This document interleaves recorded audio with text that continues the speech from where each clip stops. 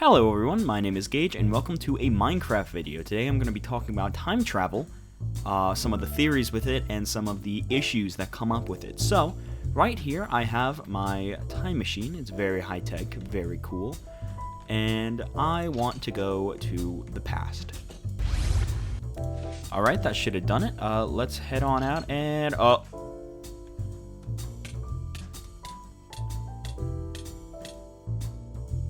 Wait, why is there nothing here? Let's talk about that. Presentism is the belief that the present is the only real and true and existing time. The past used to exist, but no longer does, and the future does not exist yet.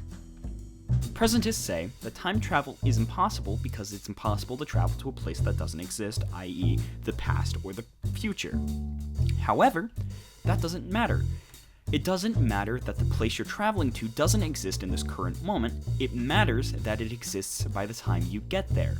So, if I time travel from this present all the way to the future here, it doesn't matter that it doesn't exist when I leave, it matters that it exists when I get there, and it would because this present would cease to exist, and this future slot would become my present. I understand this is a little confusing, but I believe in you. You got this. Okay, so if that's how presentism works, why don't we try eternalism? So I'm gonna go and do that same thing. Let's hop on in and go to the past.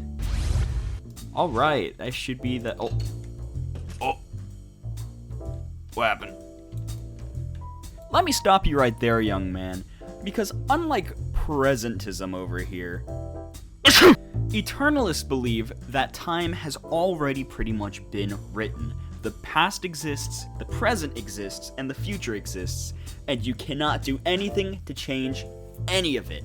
Therefore, time travel cannot happen, because if you travel back into the past, you would change something, and if you travel into the future, you would change something just by your existence being there. Well, here's the issue with that, right? Because even though I can't change anything, I'm still here. I've time traveled. This is the past. This is my time machine. I've done it. So, myth busted, dude. Okay, so that was the no destinations objection. Now, let's talk about the times paradox. And in order to better represent what this is, I have made a couple minor changes to the inside of the time machine, and I will give you a tour right now. Alright, so, it was basically all the same in this room, but I've added another little room over here, just basically trying to make it a little more homey. I got a TV, fireplace, books, all that jazz. Again, my favorite painting. But what I want to show you is this. This is, if you do not know what this is called a hopper clock, and it is a classic redstone invention. How it works is you take a stack or something of items and you put it into one hopper. I'm going to actually cut down just for the demonstration, 16. And it will extend this piston, and then the items will eventually flow into this hopper. When they do, and all of the items flow through, this redstone block will be pushed by this piston, and this one will unextend, lighting up this light instead of this one. Boom, perfect, just as I said. And this is how we're going to keep track of the movement of time inside the time machine versus on the outside of the time machine. Where is my clock? Here it is. Okay. So, when we left, it was about noon, I believe. I'm going to set the time machine to go to midnight, let's say, and I will keep this running. So, when we leave, it will be noon, and when we arrive, it'll be midnight, and we will see how long that takes. So, let's go now.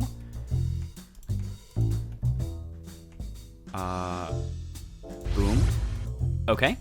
And as we can see, it is now, midnight, and it is nighttime. Let's go see how much time has passed since, in the hopper clock. Okay, let's check it out.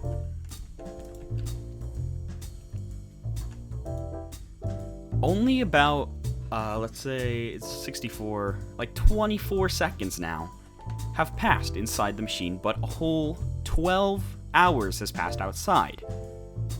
Here's the issue with that. The times paradox states that two separate events cannot be separated by two different amounts of time. So, for example, let's say we initially time travel in the present, of course. That's when we step into the machine and set it, and we actually press the button, we say go! And let's say we're traveling, in our example it was about 12 hours, so let's say 30 years into the future. The issue is that personally, I experienced this change in almost instantly, a couple of seconds, but the rest of the world would experience 30 years. Because you cannot separate two different events with two separate amounts of time, time travel is impossible.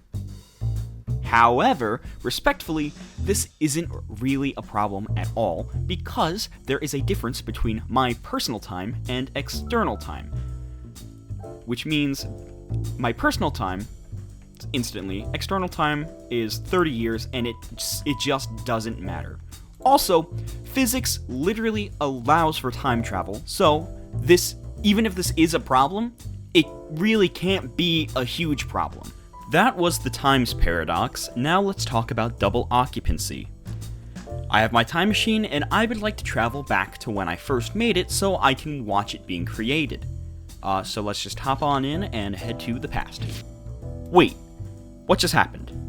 Well, with double occupancy, you can imagine time kind of like this minecart track. Say I'm at the present and I want to head back to the past when I already had my time machine. The issue here is that we imagine the time machine existing in every moment. So basically we're heading down, and once this time machine reaches the past, it's gonna crash into itself. Big issue for anybody on the time machine. Let's talk solutions. In the realm of solutions, there are two fan favorites. Firstly, if you make your time travel instant, then you won't crash into yourself while you're going through the time continuum, so every second you have a time machine is just cut the middleman, point A, point B, and in my eyes, there's one small issue with this where if, in my example, you did want to go back to when you first finished it, if you try to teleport to the same spot, you're gonna kind of end up crashing into the one that's already there unless they merge. Now, in order to fix that, you can make your time machine move. And with this, I think I will finally actually be able to go into the past and do what I wanted to do from the beginning. Let's go.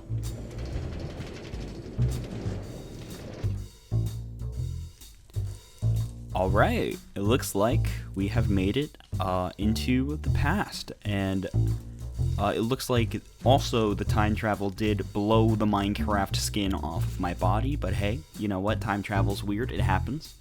But I should admit to you that the reason I am here now is to kill my grandfather. He's kind of a jerk and definitely deserves it, and I have this axe, so let's just get into it. Hold it right there, buckaroo. I gotta learn you something really quick about the grandfather paradox. In order to understand why I would be pretty much unable to kill my grandfather, we have to consider the relevant facts to the case. For example, I am able to build a car in the way that this fish is unable to build a car. But please do not ask me to build a car, because I have no idea how they work. Now, just because I have the ability to build a car doesn't mean that I have the ability to build a car, if that makes any sense. So, I possess the ability to kill my grandfather. But, if I did kill my grandfather, my mother would never be born, and therefore I would never be born, creating a infinite loop where because I'm not born, my grandfather can't die, and then I am born. The grandfather paradox. So, I am literally unable to kill my grandfather. My personal theory that I subscribe to is that if you were to try to kill your grandfather in the past, you would get a feeling similar to Uncanny Valley that was so strong that you would start getting sick and having a panic attack and be physically unable to. Dang.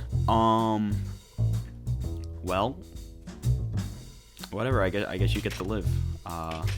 You might be thinking, I don't have a time machine to get back, but if you're gonna time travel, you gotta prepare for every possibility. I did go ahead and park the time machine right behind Peepaw's house, just in case something like this happened. So let's head right back to the present. Alright, that should put us back into the present. Absolutely. That's awesome. There's the time machines. Everything seems just about like it's supposed to be. So, I just want to say thank you so much for watching this video. I hope you enjoyed and possibly learned something, and I will see you in the next one. Bye!